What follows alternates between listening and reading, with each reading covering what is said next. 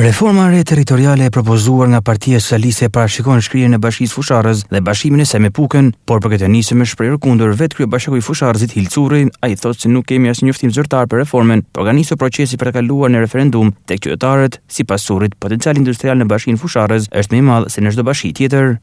Ne si bashki nuk kemi asnjë lloj njoftimi zyrtar nga asnjë lloj institucioni për reformën. Po paraprakisht Bashkia e Fusharësit i ka marrë gjitha masat,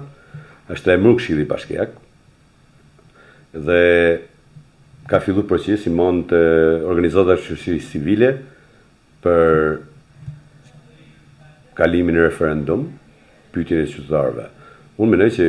përzgjedhja në dy qarqet e Shkodrës dhe të Lezhës, përzgjedhja e Fusharësit, për me ndryshu ekonominë e gjithë zonës veriut me Bashkinë e Fusharësit, e cila për hir të vërtetë është një bashki që ka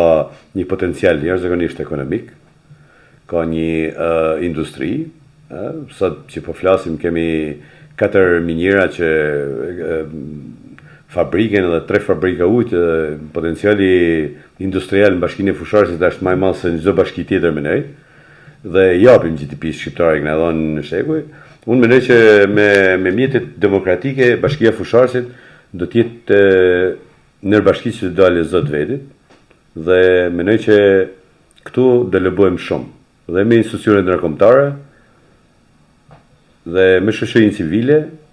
me 10.000 organizata që ka shoqëria civile, dhe me gjithë diasporën,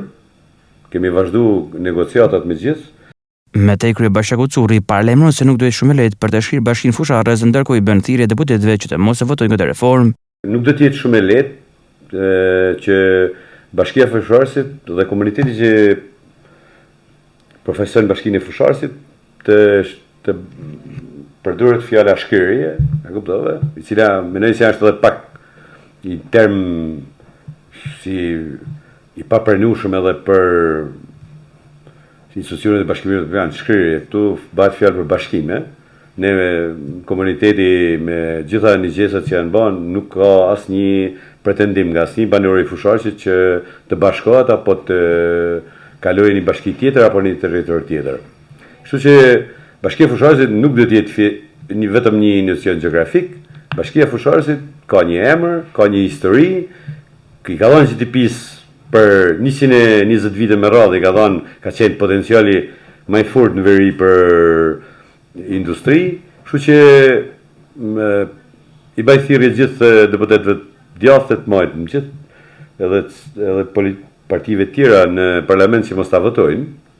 dhe mos të jenë fatet e Bashkisë Fusharësit në dorën e 10 deputetëve apo 20 deputetëve. Kjo do të ishte fundi i demokracisë. Lobimi do të jetë i fortë, nuk do ketë asnjë mundësi që çdo kush të vendosur Bashkinë e Fusharësit apo komunitetin e Fusharësit pa e pyet komunitetin e Fusharësit. Sipas Currit, ky është një veprim i nxituar dhe largon shërbimet për qytetarët e Fusharësit.